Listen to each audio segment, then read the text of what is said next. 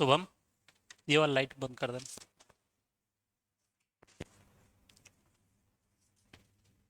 कहाँ तक पढ़ लिए थे हम लोग?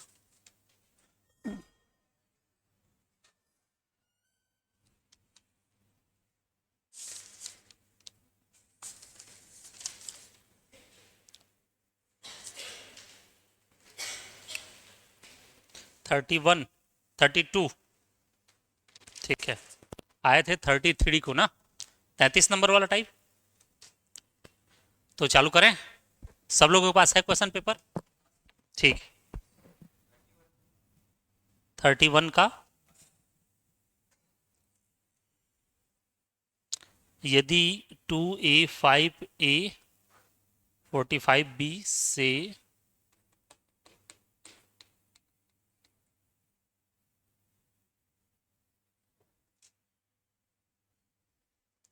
इस क्वेश्चन में कुछ त्रुटि है जैसे लग रहा है टाइपिंग में, उसको छोड़ दे रहा हूँ मैं। कल उसको,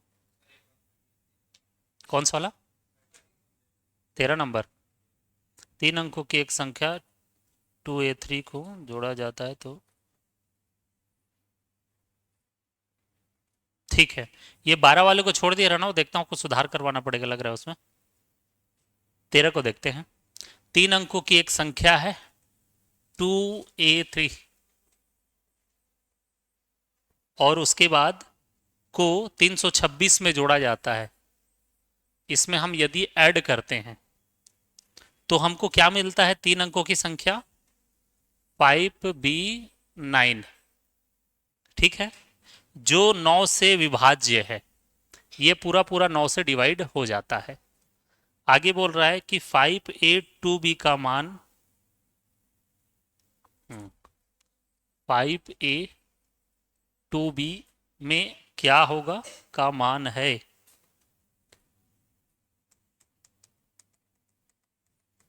क्वेश्चन टाइप करने में कुछ गलती क्या है? फिर आप देखते हैं, चलो क्या है। पहले तो ये बता दो, ये जो संख्या है ये 9 से डिवाइड कब होगा? बी के जगह पे क्या लिख दें? बी के जगह पे हम क्या लिखें कि वह 9 से डिवाइड हो जाए?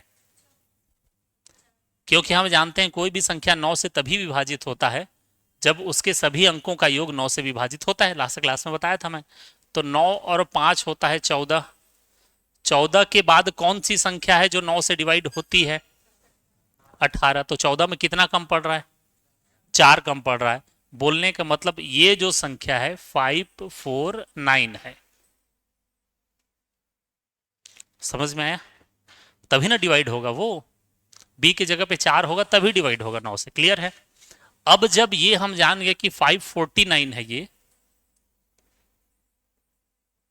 तो 549 में इसको माइनस कर देंगे तो ये वाला संख्या आ जाएगा? नहीं आएगा, क्योंकि उन दोनों को जोड़ेंगे तो 549 हो रहा है। 326, तो 9 में 6 जाएगा, बचेगा 3, 4 में 2 जाएगा 2, इसमें जाएगा 2। देखो ये संख्या यही है क्या?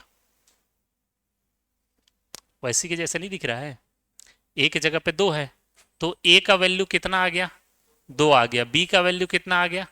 4 आ गया। ए और बी का वैल्यू 2 और 4 आ गया।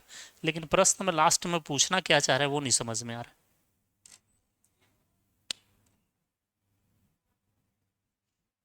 इन दोनों क्वेश्चनों को कुछ सुधरवाना पड़ेगा, मैं सुधरवा दूंगा कल उसको, ठीक है? उसको छोड़ दे रहा हूं।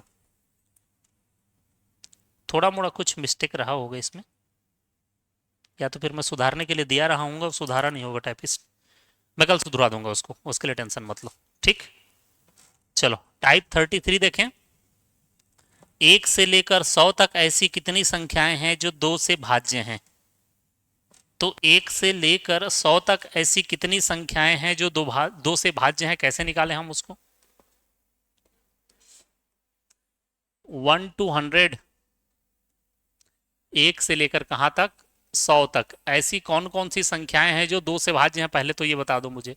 2 डिवाइड होगा, 4, 6, 8, ऐसे करते करते कहां? 100 तक। ये सभी के सभी संख्याएं 2 से विभाजित होंगी। दिक्कत है इसमें कुछ? देखो अब समझो, प्रश्न में पूछ रहा है कि ए से लेकर 100 तक ऐसी कितनी संख्याएं हैं जो 2 से पूरा पूरा विभाजित होंगे। ठीक है, आ जाइए। कल पेपर था आप लोगों का, किनका किनका पेपर था कल? मंडी निरीक्षक था ना, क्या था? कौन कौन पेपर दिए हो, हाथ खड़े करो तो कल। एक ही जन बस, बाकी कोई नहीं दिया है? नहीं बना पेपर? ठीक। हाँ तो वैसे ही मैं हाथ नीचे कर दो।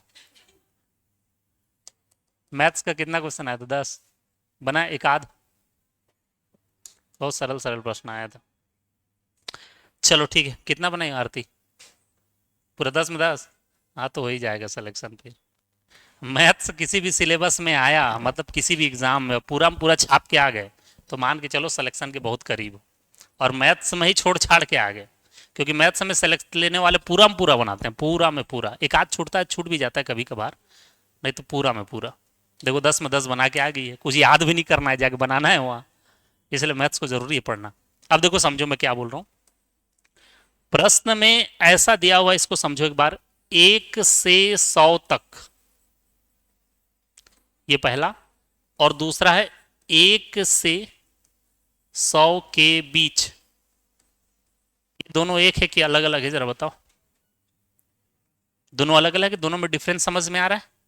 1 से 100 तक का मतलब क्या है? उसमें 1 भी शामिल है और 100 भी शामिल है। इसमें ऐसा रखा रहेगा, फ्रॉम 1 to 100। इसमें लिखा होगा बिटवीन 1 to 100। इसका मतलब क्या है? उसमें ना तो 1 शामिल है ना तो 100 शामिल है, क्योंकि 1 और 100 के बीच में बोल रहा है।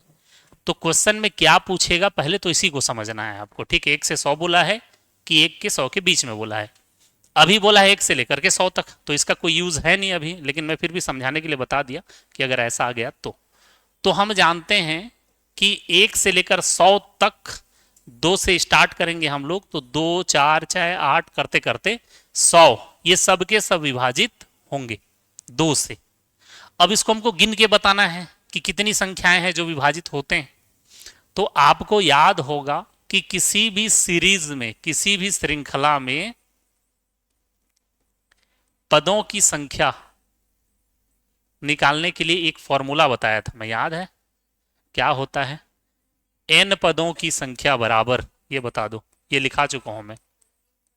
n पदों की संख्या बराबर जो अंतिम पद है उसमें से, उस सीरीज में से प्रथम पद को हम माइनस कर देते हैं, और जो कॉमन डिफरेंस है यानी कि सर्वांतर है उससे डिवाइड कर देते हैं, और ये कैलकुलेट करने के बाद लास्ट में एक जोड़ देते हैं।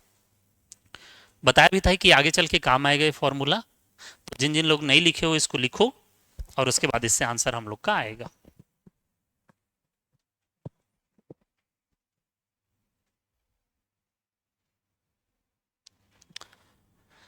n पदों की संख्या किसी भी सीरीज में अंतिम पद में हम प्रथम पद को माइनस कर देंगे, कॉमन डिफरेंस से डिवाइड करेंगे और प्लस वर्ग कर देंगे। तो अगर हम सीरीज बनाए हैं तो उसमें अंतिम पद 100 था, प्रथम पद 2 था, और इनके बीच का जो कॉमन डिफरेंस है वो 2 है, और +1। तो इस सवाल के लिए ये आंसर है। हम्म? नहीं, सीरीज बनाना पड़ेगा ना आपको। ऐसे संख्याओं की सीरीज बनाना पड़ेगा जो 2 से डिवाइड होगा। आप क्या बोल रहे थे? नहीं, 1 नहीं होगा। ये जो प्रश्न में ये बोला है ना कि ऐसे संख्याओं को गिन के बताओ जो 2 से डिवाइड होता है, एक थोड़ी ना होता है 2 से डिवाइड। इसलिए एक को हम छोड़ रहे हैं, 3 को भी तो छोड़ रहे हैं, 5 को छोड़ रहे हैं, 7 को छोड़ रहे हैं, इन सबको छोड़ रहे हैं, ठीक है? क्योंकि वो 2 से विभाजित नहीं होते। है क्वेश्चन पेपर आप लोगों के पास? उषा बारले नहीं है? चलो आगे देखें क्वेश्चन। तो इसका आंसर कितना आएगा? 50 सबका। आगे बढ़े, ठीक है? दूसरा वाला बनाओ तो। 5 से लेकर 100 तक ऐसी कितनी संख्याएं हैं जो 5 से भाज्य हैं?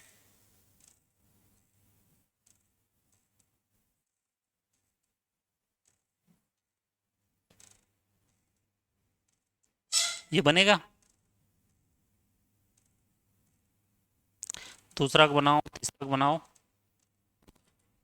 दूसरा बनाने के बाद चौथा बनाना। हाँ, पहले वाले 50 है।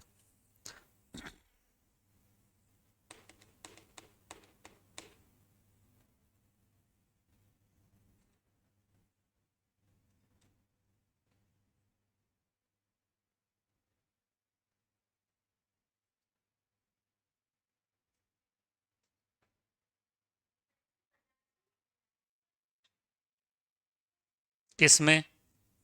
हाँ, उसमें 50 लेंगे और अंतिम पद 100 ही लेंगे।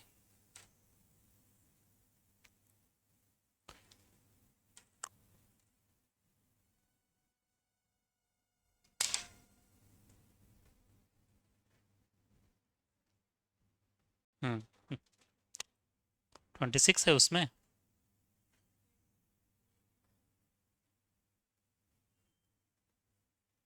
दूसरा बनाने के बाद सीधा आप लोग बनाना चौथे नंबर को।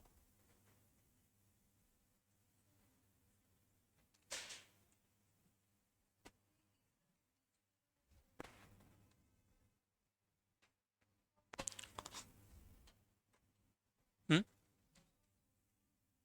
नहीं नहीं, दूसरा में 100 काउंट होगा। तीसरा में क्या बोल रहे हो आप? तो कैसे करना चाहिए आप लोग बताओ। हाँ, तो छोड़ दो ना, पहले तो बताया मैं छोड़ना है करके। छोड़ दो। 100 से लेकर 200 तक के बीच। क्या आ रहा है दूसरे का आंसर? 11 आ रहा है, 11 नहीं आ रहा आप? ऐसा मैं इनको बता रहा हूँ, बाकी आप लोग सब बनाओ। 100 ऋण 50 करो और भागित 5 करो। हाँ, 5 करना पड़ेगा, उनका अंतर धन 1। और किसी को दिक्कत है इसमें?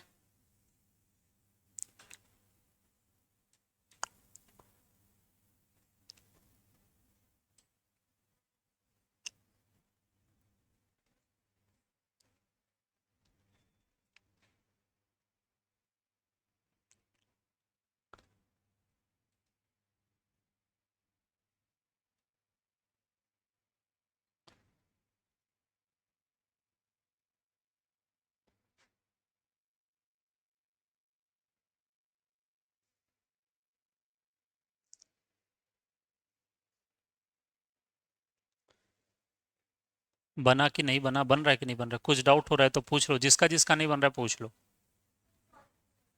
चौथा नहीं बन रहा है। 1 से लेकर 50 150 तक ऐसी कितनी संख्याएं हैं जो 6 से भाज्य हैं?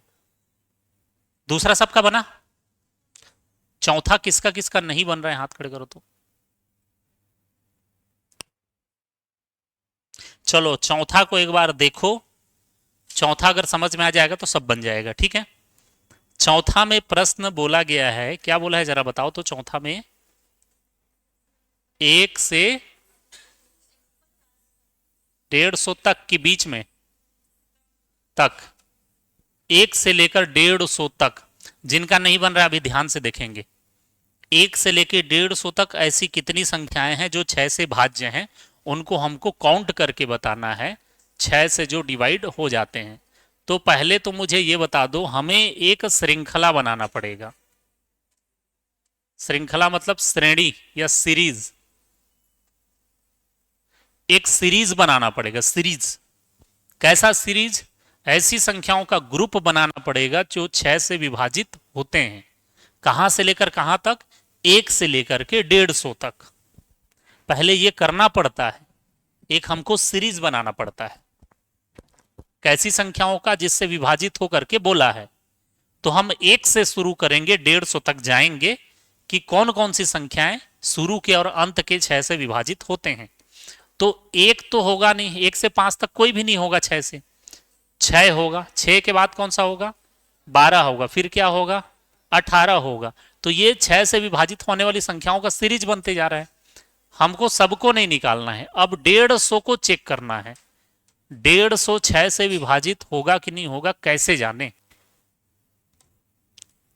6 के विभाजिता का नियम लिखे हैं शनिवार को।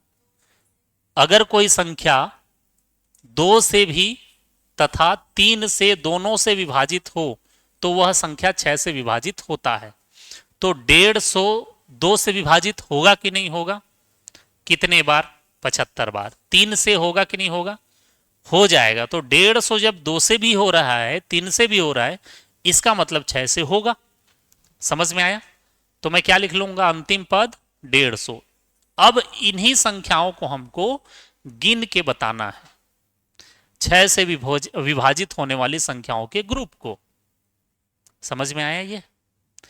अब वही वाला फॉर्मूला अप्लाई करेंगे कि n का मान बराबर कितना, जो लास्ट वाला टर्म्स है उसमें से फर्स्ट वाले टर्म्स को माइनस कर देंगे और इनमें से किन्हीं भी दो पदों के बीच का अंतर यानी कि कॉमन डिफरेंस से डिवाइड कर देंगे और उसमें एक जोड़ देंगे। जो भी आंसर आएगा वो आंसर होगा।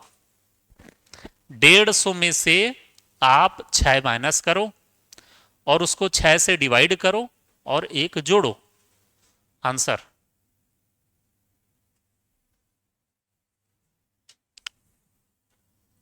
समझ में आया कि नहीं आया?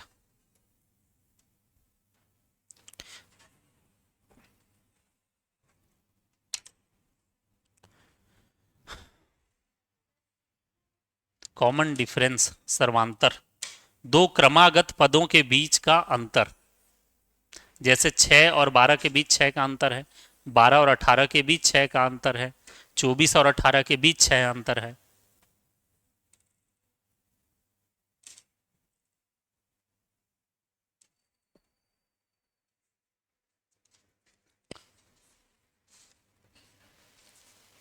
तीसरा, तीसरा का आंसर किसी का है? कोई बनाए? आंसर कितना रहे?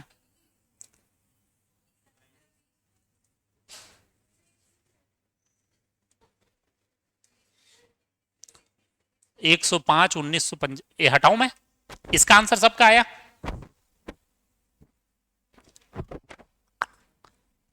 सौ से लेकर 200 तक ऐसी कितनी संख्याएं हैं जो 5 से भाज्य हैं? तो 100 से लेकर 200 तक के बीच बोला है तो 105 होगा प्रथम पद, अंतिम पद 195 होगा। तो 195 में से 105 को माइनस करो, 5 से विभाजित करो, +1 करो। अब करो तो कितना आएगा?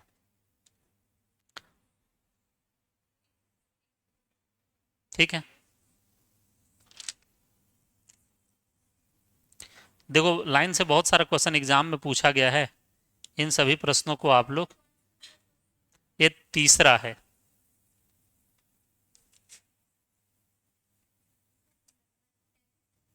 हम्म,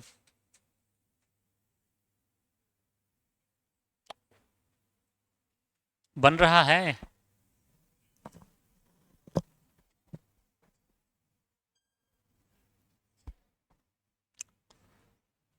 पीछे वालों का क्या स्थिति है? बन रहा है? किसी का दिक्कत है तो पूछो, नहीं तो आगे बढ़ूंगा मैं। बन गया आरती? एक आध फंसा तो क्वेश्चन पढ़े थे कि नहीं कल के एग्जाम में? नहीं फंसा था? फंसा था? नहीं, मजबूरी में नहीं बोलना है, मैं एक्चुअल में पूछ रहा हूँ, क्वेश्चन देखा नहीं हूँ। कौन सा नहीं आ रहा है? तीसरा का इनमें से कोई नहीं है ना? नब्दी से उनमें। आगे बढ़े अब। सभी प्रश्नों को आप लोग घर में बनाएंगे, जितना है उसमें सब एग्जाम में पूछ रहा है।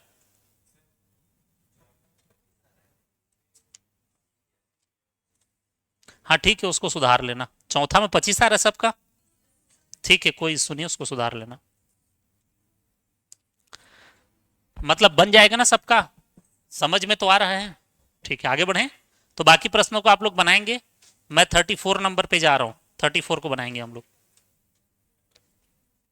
बाकी सभी प्रश्न आप लोग घर में बनाएंगे, जो डाउट रहेगा पूछना फिर उसके बाद। 34 में दिया है कि एक विद्यालय में 200 विद्यार्थी हैं, जिनमें से 3/10 भाग लड़के हैं। लड़के कर लेना, उसमें कुछ उटपटांग टाइप हो गया है। विद्यालय में लड़कियों की संख्या ज्ञात कीजिए। चलो, ऐसा प्रश्न बहुत आता है, देखो एक बार समझो। पहले तो भाग वाले सिस्टम को जो बताया था उसको समझ लेते हैं। जैसे एक विद्यालय में 3/10 भाग में लड़के हैं, यानी कि बॉयज की संख्या 3/10 है, तो गर्ल्स की संख्या कितनी होगी जरा बताओ? 7/10। ये हम लोग क्लास में पढ़ चुके हैं, बताए हो भी ऐसा कि 3/10 का मतलब क्या होता है? 3/10 का मतलब होता है 10 भाग में से 3 भाग। तो जब हम 10 भाग में से 3 भाग के बारे में बात कर रहे हैं, तो शेष जो रिमाइनिंग है भाग, रिमाइनिंग जो पार्ट है वो कितना होगा? 10 में से 7 भाग। आसान है। ऊपर में जो संख्या लिखा रहता है, नीचे वाले संख्या का कितना हिस्सा है, कितना भाग है, उसको दर्शाता है। जैसे मान लो जाए किसी कक्षा में 2/5 बॉयज हैं, तो गर्ल्स कितने रहे होंगे? जाहिर सी बात है 3/5। आसान है, इसमें किसी को दिक्कत नहीं है? ठीक है। अब देखो समझो, एक विद्यालय में 200 विद्यार्थी हैं, टोटल नंबर ऑफ स्टूडेंट 200 हैं, जिनमें से 3/10 भाग लड़के हैं। तो 200 में से 3/10 भाग लड़के हैं, इसका मतलब है कि हम लड़कों की संख्या को ऐसे निकालेंगे। तो ऐसे निकालेंगे तो 20 तिया 60 आ गया। तो गर्ल्स की संख्या कितनी हो जाएगी? 140। या तो फिर हम जानते हैं कि 7/10 गर्ल्स की संख्या है, तो 200 में से 7/10 भाग हम निकालेंगे, फिर भी 140 आ जाएगा। आसान है। तो इसका आंसर कितना आ जाएगा? 140 बन जाएगा। किसी को दिक्कत है इसमें?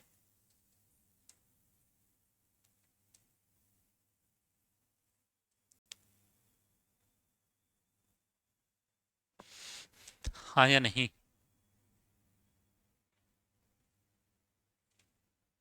सरल है ये तो।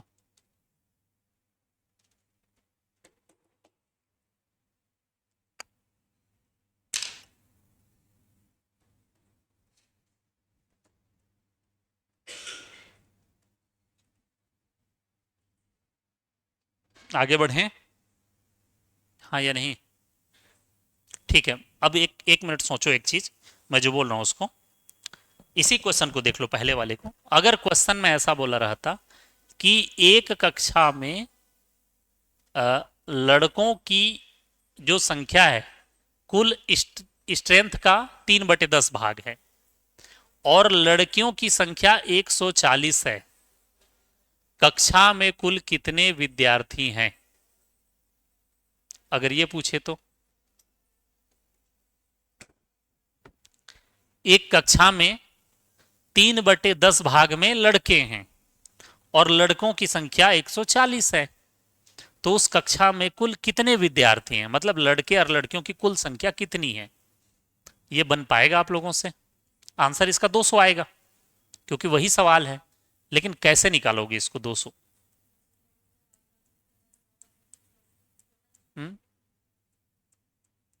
सबसे बन जाएगा कि बताना पड़ेगा? ठीक है, पहले समझो इसको, फिर आगे क्वेश्चन बनाना।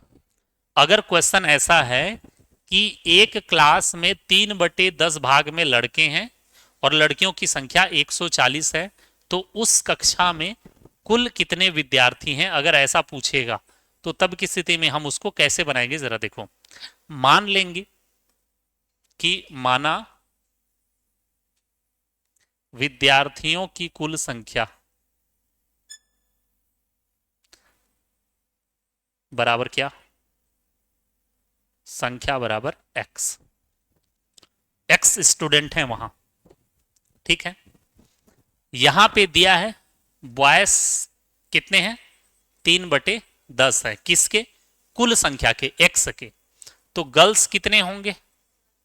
7/10, किसके? कुल संख्या के।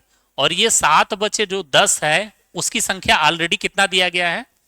140 दिया गया है। तो हम लिख सकते हैं कि अतः x का 7/10 बराबर 140। तो x बराबर कितना हो जाएगा? 140 गुणित 140 गुणित 10/7 बराबर, तो ऐसा आपको निकालना है।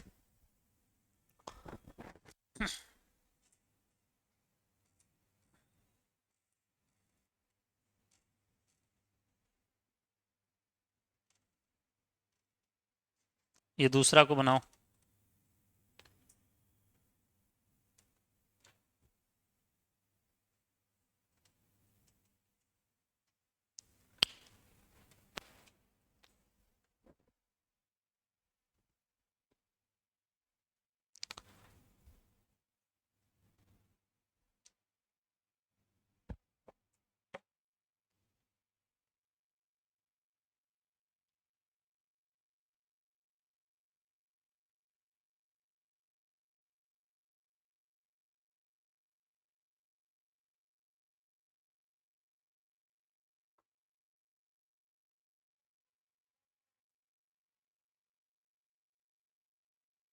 पहले वाले को, पहला वाला तो मेरे ख्याल से मिटा दिया जैसे लग रहा है। हाँ हटा दिया मैं उसको। बस इतना ही है, पहले वाले में तो ज़्यादा दिक्कत है नहीं। 3/10 बॉयस है, इधर मैं लिख दे रहा हूँ। अगर बॉयस 3/10 है तो गर्ल्स हो जाएगा 7/10, और गर्ल्स 7/10 है तो किसका 7/10 है? 200 का 7/10।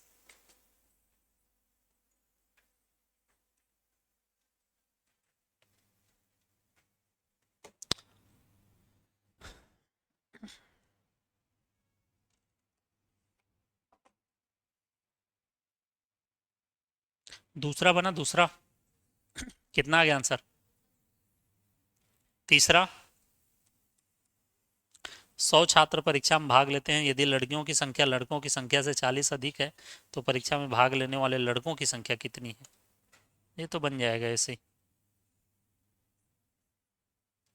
लड़कों की संख्या, द नंबर ऑफ बॉयज।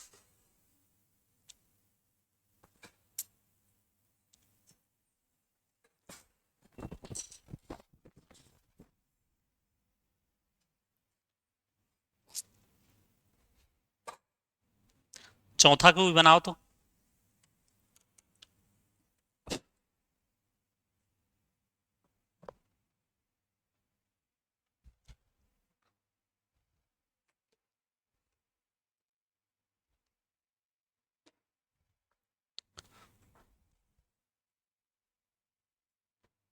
चौथा बना, तीसरा बना, तीसरा कितना है तीसरा?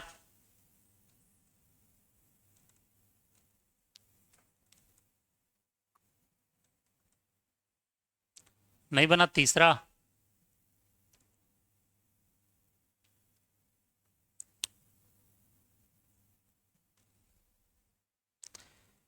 सौ छात्र परीक्षा में भाग लेते हैं यदि लड़कियों की संख्या लड़कों की संख्या से 40 अधिक है। देखो ऐसे बन जाएगा, स्टूडेंट कितने हैं टोटल? 100 हैं। इसमें गर्ल्स की संख्या बॉयज की संख्या से कितना अधिक है? 40 है, तो उस 40 को माइनस कर दो, कितना हो गया? 60। इस 60 को दो भाग में बांट दो, तो आप मान लो कि जो बॉयज की संख्या है वो 30 और गर्ल्स की संख्या 30 प्लस 40, तो बॉयज की संख्या आ गया 30 ही रहेगा, गर्ल्स की संख्या आ गया 70। क्या पूछा है इसमें, बॉयज की गर्ल्स? गर्ल्स 30 आएगा आंसर। चौथे का क्या होगा आंसर? मैंने एक बिल का 3/4 भाग भुगतान किया, यदि बिल का ₹400 अभी भी चुकाना शेष है तो बिल का कुल रकम कितना था? ये बनेगा?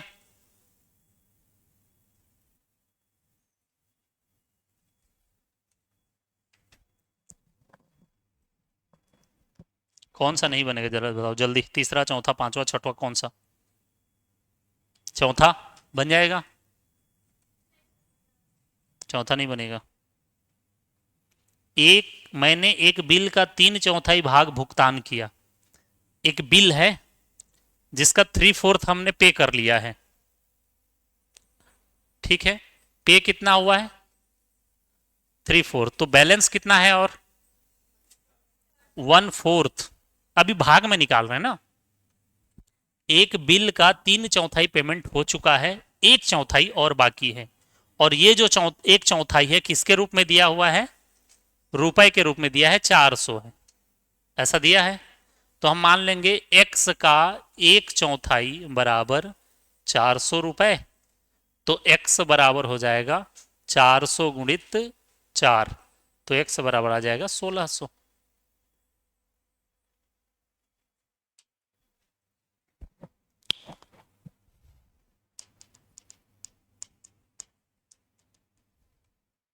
किसी को डाउट है इसमें? आगे बढ़ें।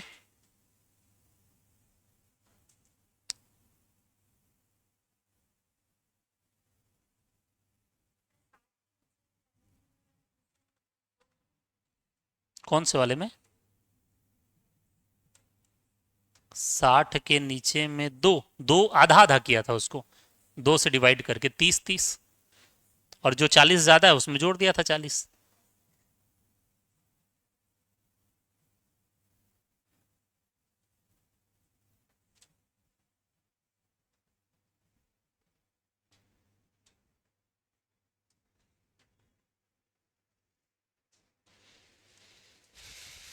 आगे बढ़ें। किसी को दिक्कत है इसमें? है तो पूछो, नहीं तो फिर मैं दूसरा बताऊंगा। 35 को बनाए। ठीक, 35 में पहला सवाल दिया है कि एक संख्या 90 से उतना अधिक है जितना 150 से कम है, वह संख्या ज्ञात कीजिए। तो जब भी ऐसा क्वेश्चन आएगा, उन दोनों संख्याओं को अब ऐड कर देना और 2 से उसको डिवाइड कर देना, आपका आंसर आ जाएगा। एक संख्या 90 से उतना ही अधिक है जितना 150 से कम है, दोनों को जोड़ो, 2 से भाग करो, आंसर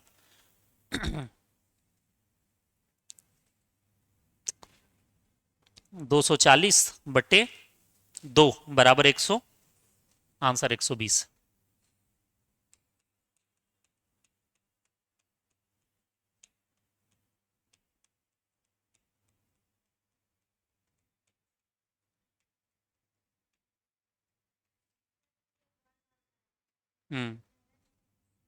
क्या?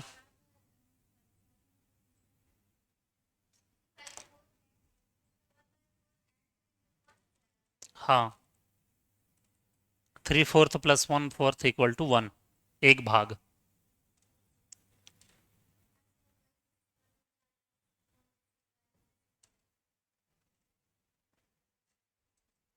3 4 और 1 4 में, 1/4 और 3/4 में। एक को 4 टुकड़ा करोगे, 3 को 4 टुकड़ा करोगे, किसमें ज्यादा बड़ा टुकड़ा होगा?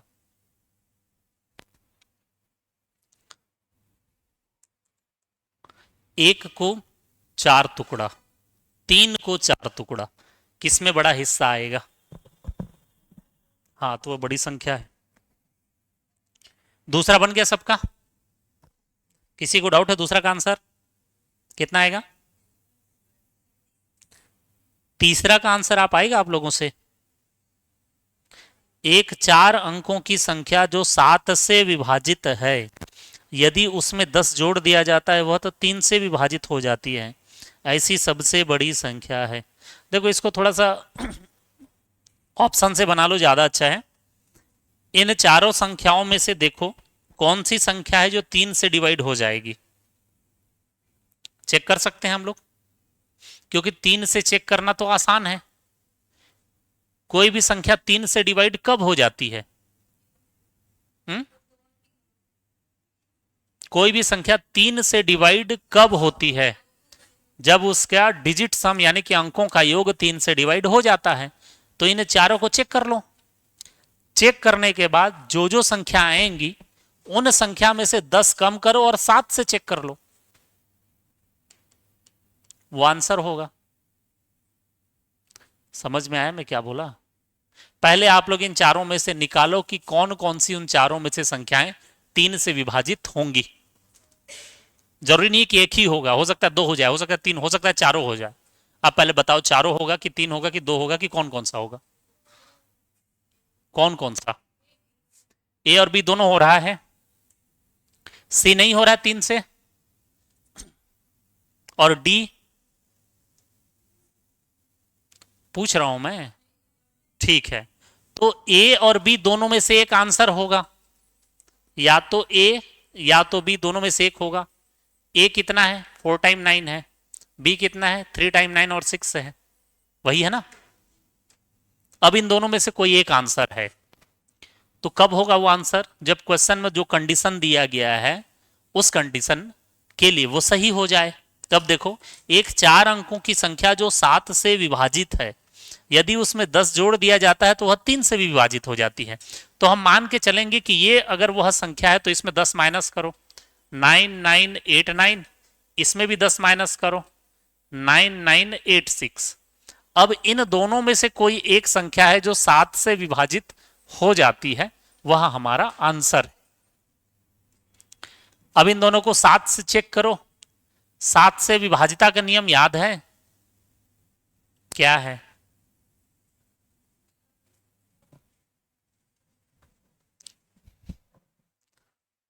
इकाई की संख्या को दहाई में माइनस कर दो और दहाई की संख्या को इकाई में जोड़ दो, तो क्या है फिर?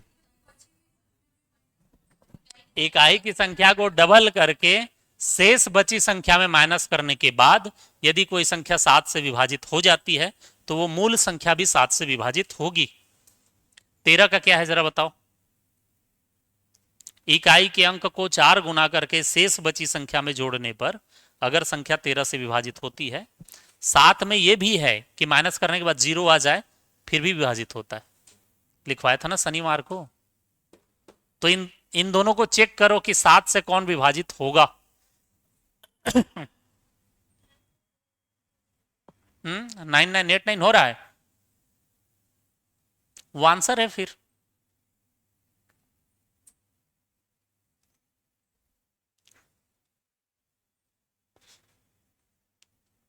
नहीं समझ में आया, बताऊं इसको करके मैं? यहां तक कोई दिक्कत नहीं है। इसको चेक करते हैं कि ये 7 से डिवाइड होगा कि नहीं होगा। तो इसके लिए हम जानते हैं कि 9989 में से इकाई के अंक को डबल करो, तो इसको डबल करेंगे तो कितना हो जाएगा, 18। अब शेष बची संख्या में उसको माइनस करो, तो ये हो गया 0, ये हो गया 8, ये हो गया 9, 98।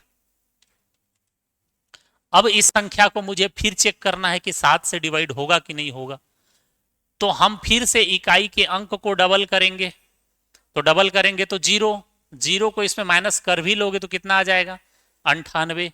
98 को तो 7 से चेक कर ही सकते हो, 7 एकम 7 और 7 चौक, यानी कि ये संख्या 7 से विभाजित होगी, तो यही हमारा आंसर है, 4 टाइम 9। समझ में आया कि नहीं?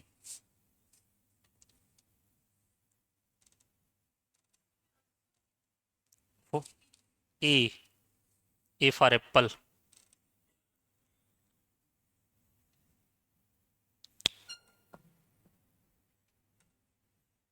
ऐसे उषा, क्या हो गया?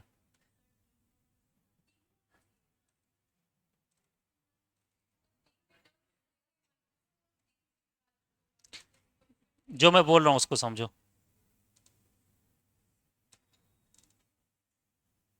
अच्छा, 10 जोड़ दिया जाता है बोला है, ठीक ठीक, आंसर डी होगा, सॉरी मैं भी क्वेश्चन को ठीक तरीके से नहीं पढ़ पाया था।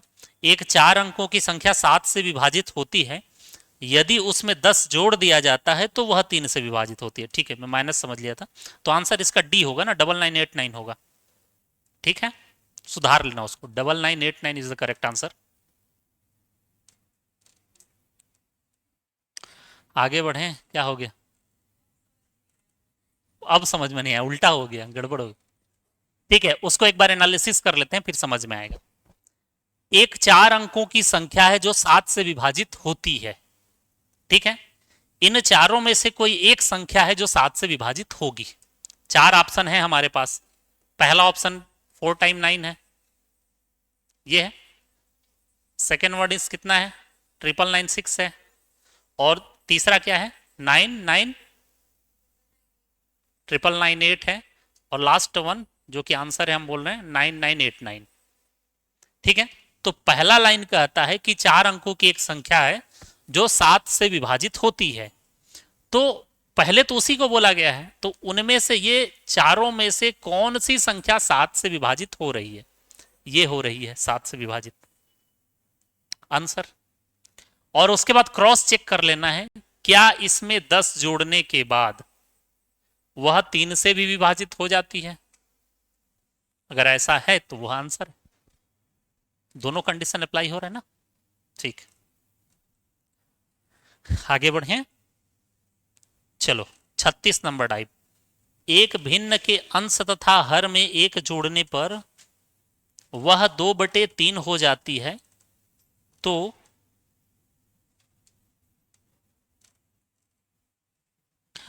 उसको जो एक ठो लिखा गया है ना वहां, उसको लिख लेना तथा। उसमें देखो कुछ गड़बड़ हो गया है टाइपिंग में, उसको कर लेना तथा। एक भिन्न के अंश तथा हर में एक जोड़ने पर वह 2/3 हो जाती है तथा हर में एक घटाने पर एक हो जाती है, वह भिन्न है। तो जब भी ऐसा प्रश्न आएगा, आप लोग इसको ऑप्शन से बनाना, ऑप्शन से ज्यादा आसान है। 4 ऑप्शन है। प्रश्न में बोला है कि एक भिन्न है जिसके अंश और हर में एक एक जोड़ें।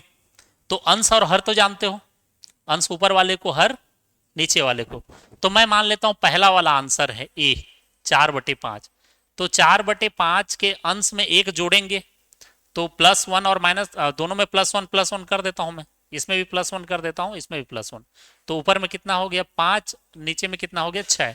तो क्या ये जोड़ने पर 2/3 हो रहा है? हाँ या नहीं? नहीं हो रहा है, तो ये आंसर नहीं है हमारा।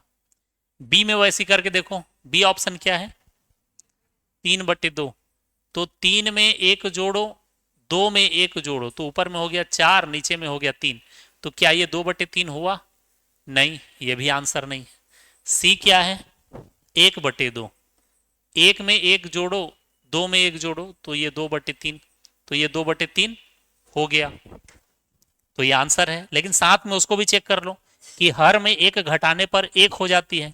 इसके हर में एक घटाओ, 1/2 में -1 करो तो 1/1 = 1। मतलब सी वाला जो ऑप्शन है दिए गए प्रश्न के लिए कंडीशन अप्लाई हो रहा है उस पे। तो आंसर हमारा क्या हो जाएगा? सी। तो इसको ऑप्शन से बनाओगे ज्यादा बढ़िया बनता है, जल्दी से। जैसा प्रश्न में बोला है वैसे करते चलो, दोनों में भिन्नों के साथ बनाओ, तो एक आध, दूसरा तीसरा चौथा।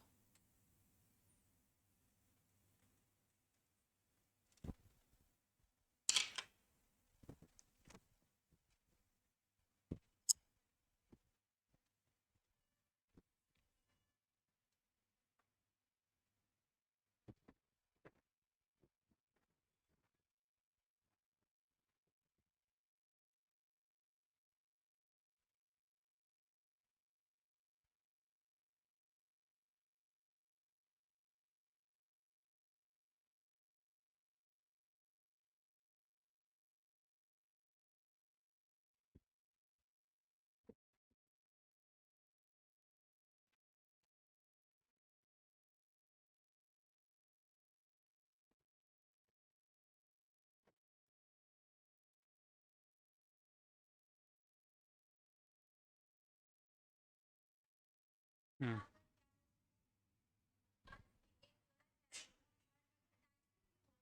हम्म। लास्ट में क्या हो ना, यहाँ, यहाँ।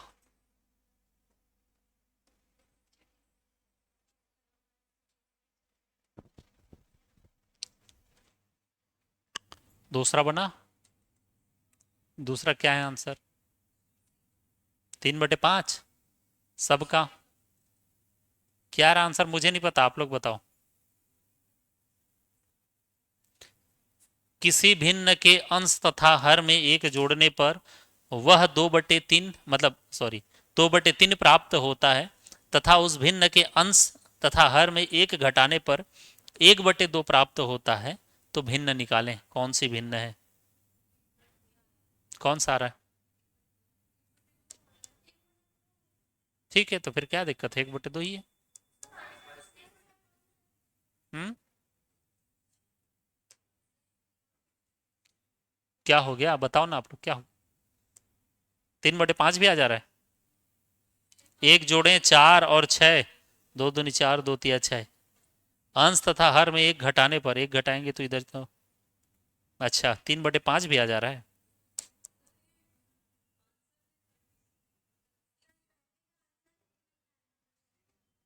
कौन सा? पहले वाले का आंसर आएगा सी, 1/2। हाँ, दूसरा का आंसर मैं बता रहा हूं। दूसरा का आंसर ए आया है। ठीक है, ठीक है, देखते हैं, चलो उसको मैं बता रहा हूं। पहला विकल्प दिया है 1/2 और सी विकल्प दिया है कितना? 3/5। प्रश्न में कंडीशन दिया है कि अगर भिन्न के अंश तथा हर में एक एक जोड़ें तो वो 2/3 हो जाता है। ठीक है, एक और एक जोड़ देते हैं तो 2/3 हो गया। पहला कंडीशन अप्लाई हो गया। दूसरा कंडीशन क्या बोला है? अंश और हर में एक एक घटाने पर, हाँ तो इसमें एक घटाओ, इसमें एक घटाओ, तो 0/1 हो रहा है ये तो।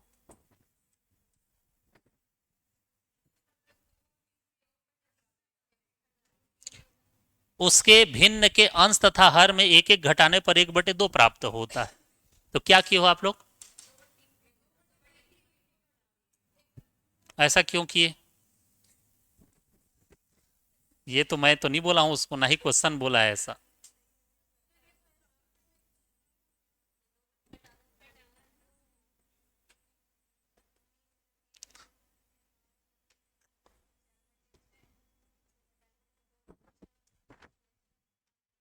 चलो आगे बढ़ें। बना सबका। किसी को दिक्कत है तो मैं दूसरा मेथड बताऊंगा, अगर इसमें नहीं समझ में आ रहा है तो। बन जाएगा कि और बताऊं दूसरा?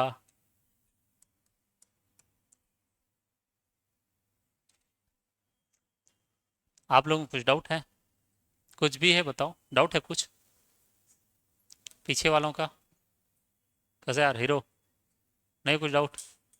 आज चश्मा पहन के नहीं आया यार? हाँ, धूप कम हो गया आज।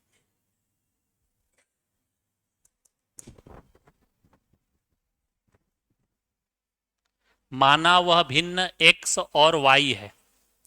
अगर भिन्न के ऊपर में और नीचे में एक एक जोड़ें तो प्रश्न कहता है 2/3 की 1/3, 2/3 हो जाता है पहला इक्वेशन। और प्रश्न कहता है कि अंश और हर में एक एक माइनस करें तो वह 1/2 हो जाता है दूसरा इक्वेशन। क्रॉस मल्टीप्लाई करेंगे, तिरछा तिरछा गुणा, तिर्यक गुणा। तो तिर्यक गुणा यदि हम करते हैं तो इसमें तिर्यक गुणा करेंगे, 2 का मल्टीप्लाई इन दोनों के साथ, 3 का मल्टीप्लाई इनके साथ, तो इसका मल्टीप्लाई करेंगे तो हो जाएगा 3x-3 बराबर 2y-2। 2y को इधर ले जाओ, 3 को उधर ले जाओ, तो 3x-2y बराबर, ये -3 हो जाएगा, उधर जाएगा तो -3 में 2 जाएगा तो -1। ये समीकरण 1। ठीक, ये कौन सा नंबर है? दूसरा वाला। दूसरा बन चुका है, स्टिल मैं इस मेथड से बता रहा हूं। इसको मैं मल्टीप्लाई करूंगा, 2x-2 equal to y-1। x और y को एक साइड लिखेंगे, 2x-y बराबर 2-1, तो 2x-y बराबर 1। समीकरण दूसरा। अब इन दोनों से प्रश्न हमारा बनेगा।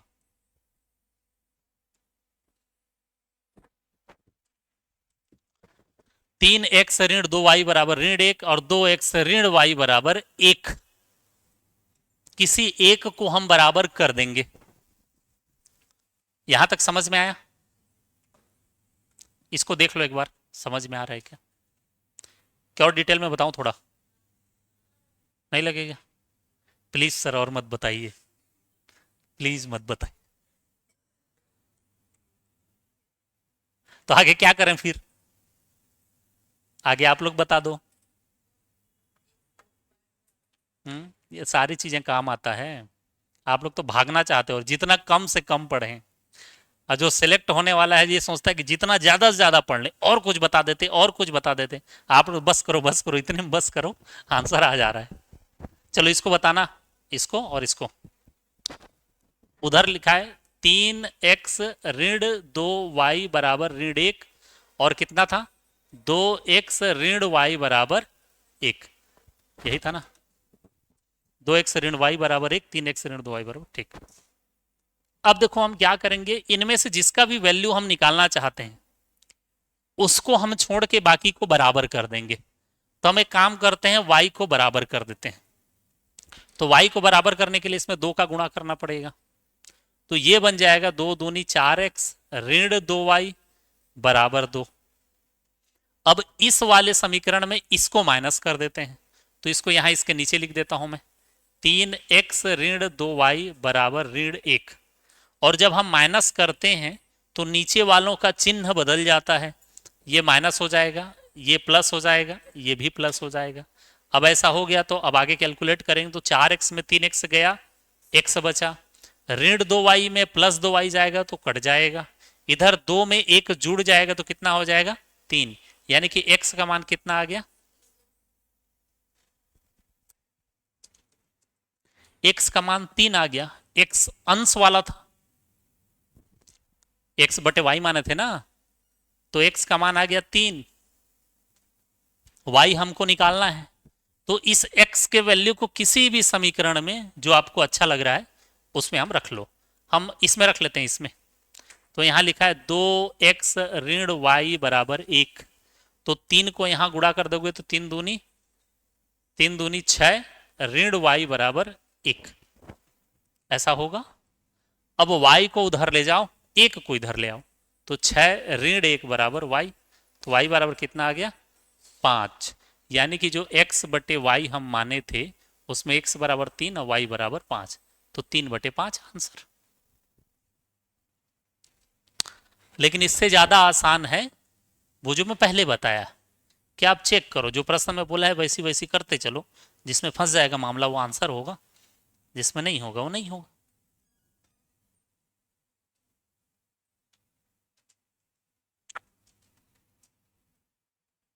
बन जाएगा।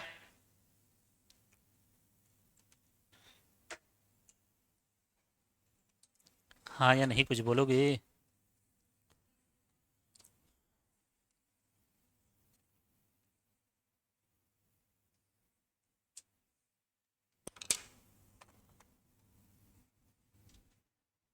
मैथ्स को पढ़ते हो थोड़ा मोड़ा के नहीं पढ़ते, जरा सा भी नहीं पढ़ते, पता नहीं कैसे करोगे।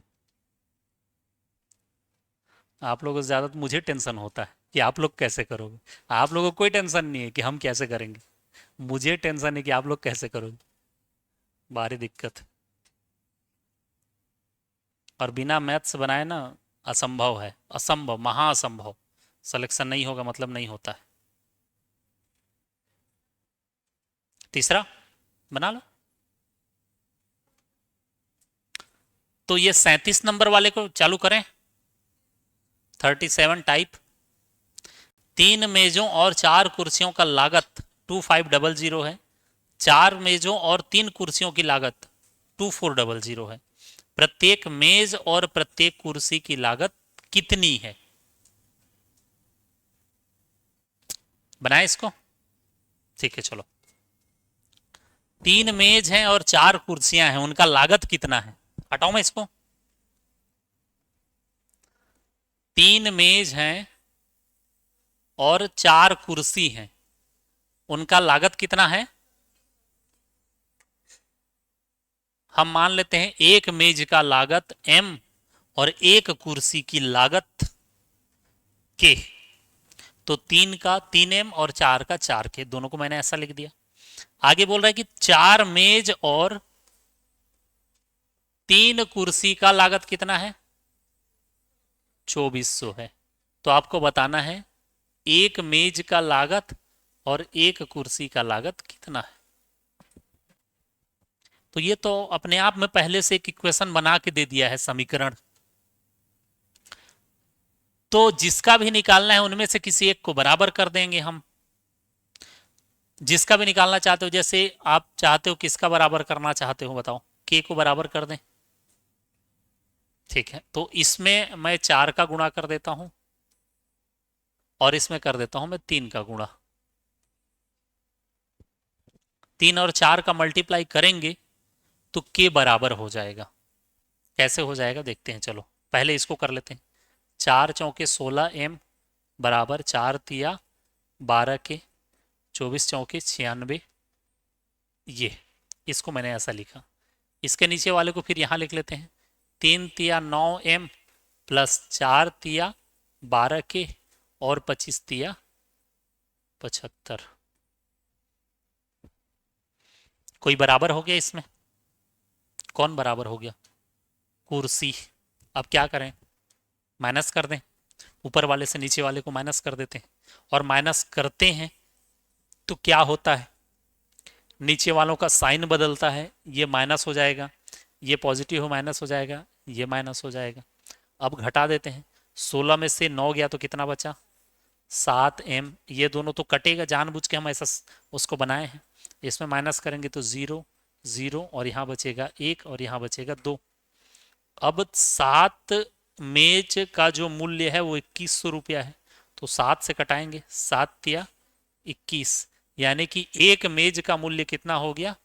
300 हो गया। अब एक मेज का मूल्य 300 हो गया, तो उस 300 को किसी में भी रख लो, आंसर कुर्सी का भी आ जाएगा। फिर एम का वैल्यू कहीं भी रख लो किसी एक समीकरण में, उसके बाद के का वैल्यू आ जाएगा।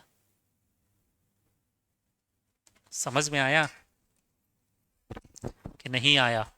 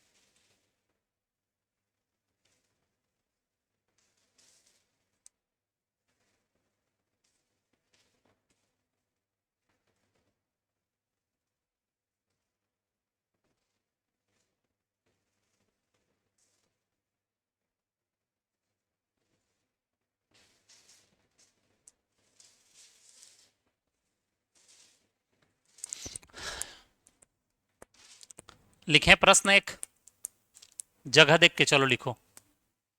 मेज का मूल्य कितना आया?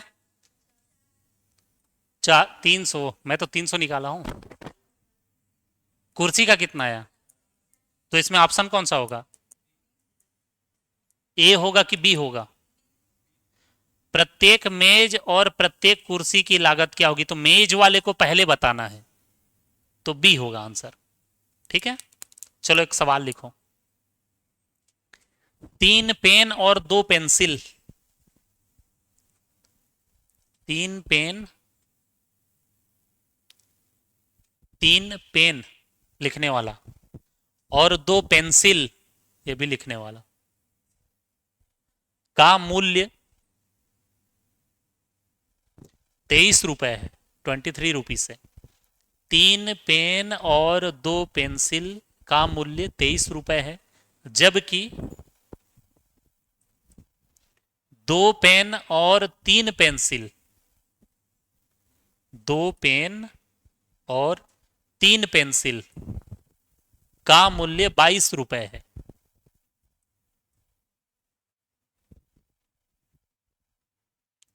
तो 2 पेन और 2 पेंसिल का मूल्य ज्ञात कीजिए।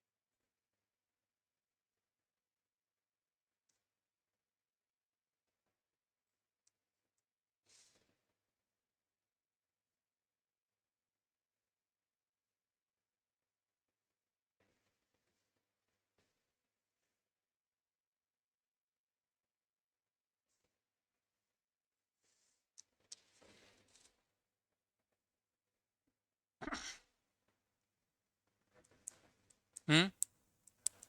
18। आप लोग जानो यार कितना है, कितना है? 18। एक पेन और एक पेंसिल की कीमत कितना कितना रहे? पहले तो एक पेन और एक पेंसिल का निकालना। पेन का 5 और पेंसिल 4, तो उसका हो जाएगा 10 पेन का, और पेंसिल का 8, तो 10 रुपये हो जाएगा। बन जाएगा? इसमें दिक्कत है किसी को? ऐसे बहुत सारे सवाल आएंगे, तो आप लोग बुक से देख के इसको बनाएंगे। आगे बढ़ें, एक सवाल और लिखें। किसी का नहीं बना है तो जल्दी से बताओ, फिर मैं बताऊंगा। बन गया है तो आगे बढ़ेंगे। बना?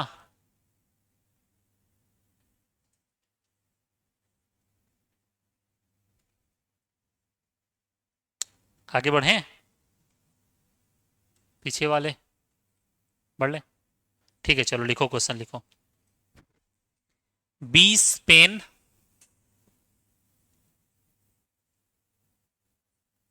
20 पेन और 30 पेंसिल, 20 पेन और 30 पेंसिल का मूल्य 440 रुपए है। 440 है। 20 पेन और 30 पेंसिल का मूल्य 440 रुपए है। तो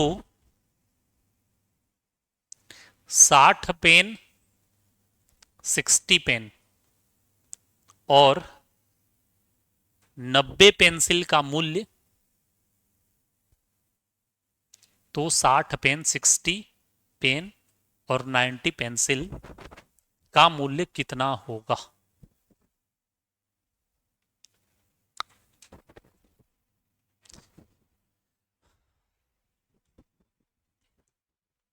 बन गया? क्या हो गया? तो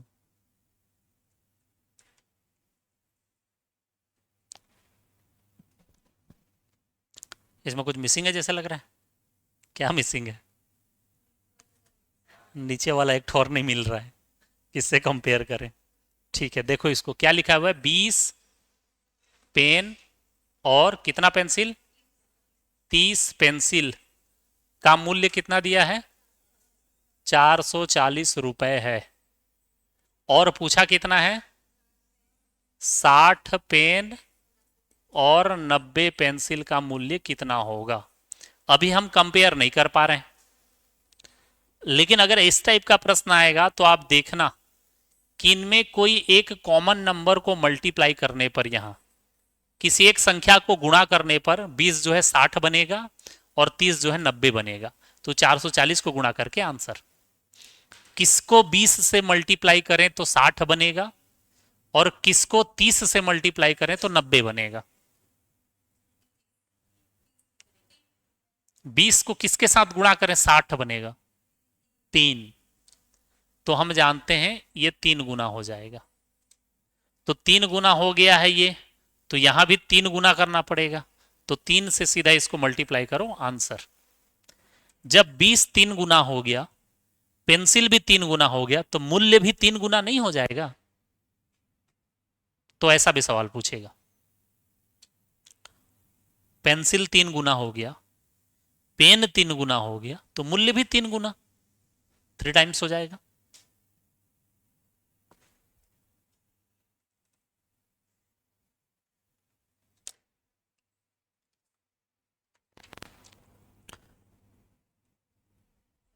बनेगा? ठीक है। टाइप 38 बन जाएगा कि नहीं बनेगा? संख्या 20 में भाजकों की संख्या ज्ञात कीजिए। कितने भाजक हैं? पढ़े नहीं पढ़े इसको? पढ़े ना? तो क्या होगा? भाजकों की संख्या ज्ञात कीजिए, पहले क्लास में बताया था मैं इसको। मतलब इसका मतलब ये है कि 20 को कितने संख्याओं से डिवाइड किया जा सकता है। कौन कौन सी ऐसी संख्याएं जो 20 को डिवाइड करेंगी, और करेंगी तो कितनी है उनकी संख्याएं। भाजकों की संख्या ज्ञात कीजिए। तो इसको हम कैसे किए थे, जरा बताओ, याद करो।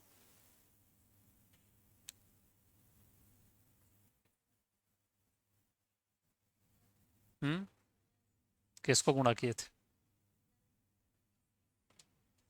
फिर भी बता दे रहा हूँ, चलो जिन लोग क्लास नहीं आए थे। पहले हम ऐसे करेंगे 10 टाइम्स, फिर उसके बाद 2 से देखेंगे 5 टाइम, फिर करेंगे 1 टाइम। अब इसको हम लोग देखेंगे तो मैं यहाँ लिख सकता हूँ 2 का वर्ग गुणित 5 का वर्ग, 5 की पावर में 1, सॉरी, ऐसा लिख सकते हैं इसको। 2 दूनी 4 पंचे 20 लिखा जा सकता है 20 को। अब जो इसके पावर में है उस पावर में एक एक बढ़ाते हैं हम, तो इसमें हम पावर में 1 बढ़ाएंगे तो कितना हो जाएगा? 3। उसमें 1 बढ़ा देंगे तो क्या हो जाएगा? 2। और उन दोनों को मल्टीप्लाई कर देंगे तो आंसर कितना आ जाएगा? 6। घात में एक एक बढ़ाएंगे और उनको आपस में गुणा कर देंगे तो आंसर 216 को एक बार बनाओ।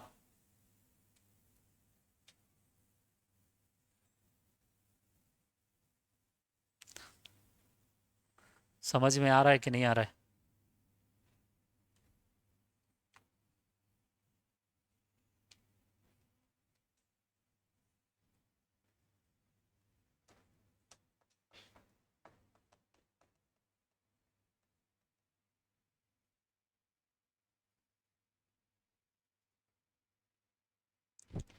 बना। 216 में कितना आंसर आएगा? 16। बाकी लोगों का नहीं आ रहा है।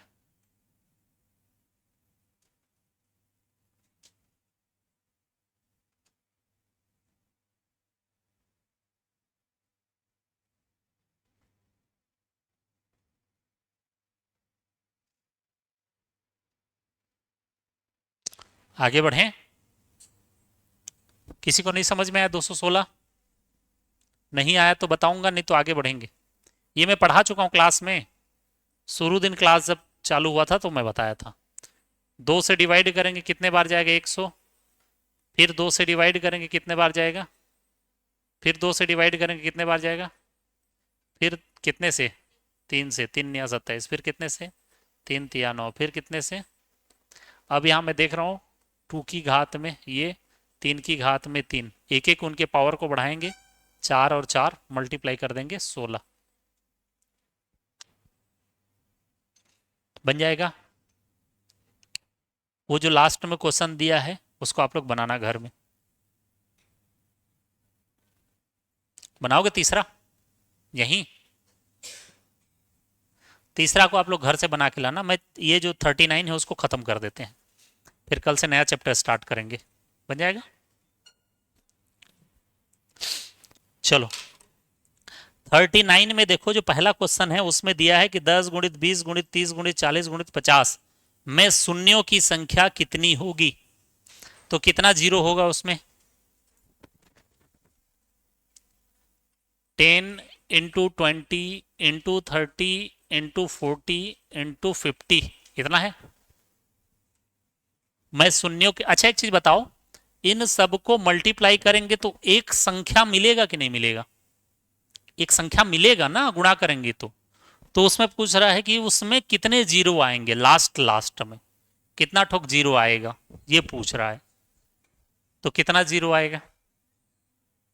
5 ठो आ जाएगा, उससे और ज्यादा आएगा, एक आध 2 ठो और आ जाएगा।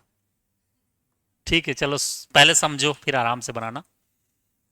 जब बहुत सारे संख्याओं को मल्टीप्लाई करते हैं तो जीरो जो है सिर्फ 2 कारणों से आता है, एक 2 और एक 5 का गुणा। जितने बार ये पेयर बनेगा जोड़ा, 7 गिन लिए उसको। ठीक है, देखो 2 और 5 का पेयर जितने बार बनेगा, जितने बार जोड़ा बनेगा उतने बार जीरो आता है। जितना ठो जोड़ा बना है, सिंगल नहीं जोड़ा। जैसे मान लो जाए एक मैं लिख दे रहा हूं यहां, आप देखना 2 into 3 into 2 into 3 into 5 into 3 into 5 into 5। इस संख्या को गुणा करूंगा तो एक संख्या मिलेगा हमको, मिलेगा। तो इसमें तो एक भी जीरो नहीं दिख रहा है अभी, लेकिन गुणा करेंगे तो जीरो आएगा। तो कितना जीरो आएगा? जितना 2 और 5 का जोड़ा बन रहा है। तो कितना जोड़ा बन रहा है? एक ठोक बना, दो ठोक बना, एक ठोक 5 एक्स्ट्रा है जो हमारे काम का नहीं, जोड़ा जितना बनेगा उतना 0।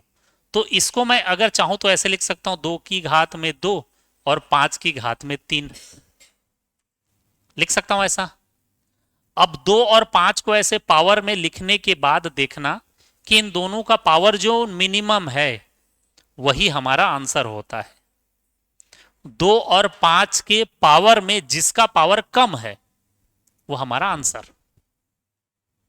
समझ में आया? ठीक। अब इसको हम कैलकुलेट करते हैं, इस वाले को। 2 और 5 की संख्या हम निकाल लेते हैं, बाकी की जरूरत हमको नहीं है। इसमें क्या होगा, इसमें 2 गुणित 5, ये क्या होगा 2 × 2 × 5, 5 चौके 20, ये 6 पंचे 30 होता है। 2 गुणित 3 गुणित 5, ये 8 पंचे 40 होता है। 2 गुणित 2 गुणित 2 गुणित 5, वो कितना हो जाएगा 10 पचे 50, 25 दूनी 50। अब इसमें देखो 2 और 5 कितने बार आया है, तो पहले 2 को गिन लेते हैं। 1 2 3 4 5 6 7 8 बार आया है। 5 को काउंट कर लेते हैं, 1 2 3 4 5 और 6। तो इसमें जीरो की संख्या कितनी होगी, 6 होगा। इसमें 6 जीरो आएगा कैलकुलेट करोगे तो। बाकी 3 मीन और कुछ भी आए उसमें उससे मतलब नहीं है हमको। 7 11 15 19 कुछ भी आए नहीं मतलब है हमको, सिर्फ 2 और 5 से मतलब है। जिसकी संख्या कम वही हमारा आंसर। समझ में आया? ये दूसरे वाले को बनाओ तो जरा। 25 गुणित 30 गुणित 18 गुणित 35 में शून्य कितनी होंगे?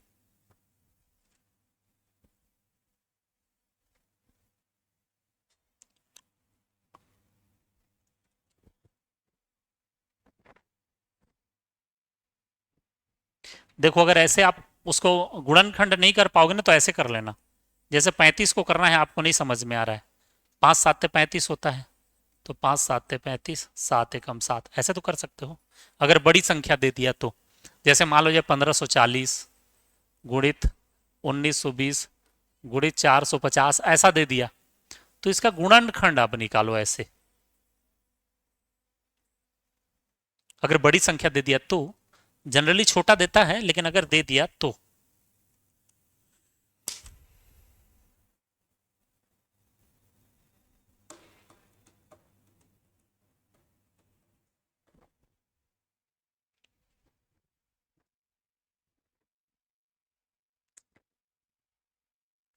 बनेगा कितना आएगा दूसरे का आंसर? 2। 2 ही आ रहा है, 5 कम पड़ गया क्या? 2 9 दूनी 18 15 दूनी 30। अच्छा इसमें एक एक तो 2 आएगा, बाकी किसी में नहीं आ रहा। ठीक है, तीसरे का आंसर। अच्छा तीसरा छोड़ो, चौथे का आंसर क्या होगा?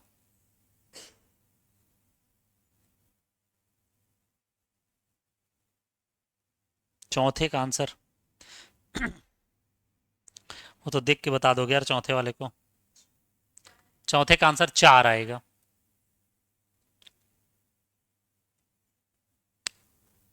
पांचवा एग्जाम में पूछा है, छठवां एग्जाम में पूछा है। तो बाकी प्रश्नों को आप लोग बनाओगे, ठीक है। अब इसमें एक टाइप का और बच गया, कौन सा? 40, जिसमें अभाज्य संख्या हमको बताना है। तो अभाज्य संख्या बताने के लिए पहले अभाज्य संख्या याद होने चाहिए और उसके बाद वर्ग याद होना चाहिए, वर्ग और वर्गमूल। तो अगर वो याद करके आ पाओगे तो ही मैं इसको पढ़ा पाऊंगा, अदरवाइज नहीं पढ़ा पाऊंगा। याद करोगे आप लोग कितने दिन में? इतने तक का कम से कम चाहिए, सारे क्वेश्चन बन जाएगा। असंभव है क्या? अगर उतने तक नहीं याद कर पाओगे तो सरल सरल पढ़ा पाऊंगा मैं, कठिन को नहीं पढ़ा पाऊंगा। जैसे इनमें से 25 तक का याद कर लोगे तो छठवां बन जाएगा, सातवां वाला क्वेश्चन नहीं बनेगा, बाकी सब बन जाएगा। सातवें वाले क्वेश्चन को बनाने के लिए थोड़ा ज्यादा चाहिए, बाकी सब प्रश्न बन जाएंगे हमसे। तो ठीक है चलो कल इसको पढ़ लेंगे, इस वाले को छोड़ देते हैं, अभाज्य संख्या वाले को। और कल आप लोग कम से कम 25 तक का तो याद कर लेना, ठीक है। 25 तक का 1 का स्क्वायर कितना होता है, 2 का स्क्वायर कितना होता है, 3 का स्क्वायर करके 25 तक का याद कर लेना, इतना तो आसान है। नहीं भी याद होगा तो कम से कम एक दो बार पढ़ के तो आना, लेकिन उसमें कोताही बरतोगे, नहीं पढ़ोगे आप लोग। फिर उसके बाद कल इसको पढ़ लेंगे और कल ही फिर हम लोग स्टार्ट करेंगे फ्रैक्शन, भिन्न, नया चैप्टर। या नंबर सिस्टम आप लोग का मान के चलो खत्म। लेकिन नंबर सिस्टम में ऐसा नहीं है कि क्वेश्चन इतने में खत्म हो गया, और भी अलग अलग तरह के अथाह क्वेश्चन आपको मिलेंगे जो सेम टू सेम नहीं होंगे, अलग अलग टाइप के हो सकते हैं। लेकिन यदि आपका कॉन्सेप्ट ठीक रहा होगा तो इन सभी प्रश्नों को आप आसानी से बना सकते हैं। लेकिन उसके बावजूद अगर किसी क्वेश्चन में डाउट रहता है तो आप उसको क्लास के पहले या क्लास के बाद भी पूछ सकते हो, बन जाएगा। कल हम लोग नया चैप्टर स्टार्ट करेंगे फ्रैक्शन।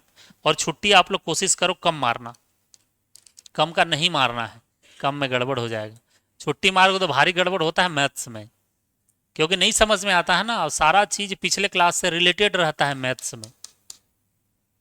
चलो आगे हम लोग कल पढ़ेंगे फ्रैक्शन, जिसको जो डाउट होगा पूछना, बन जाएगा।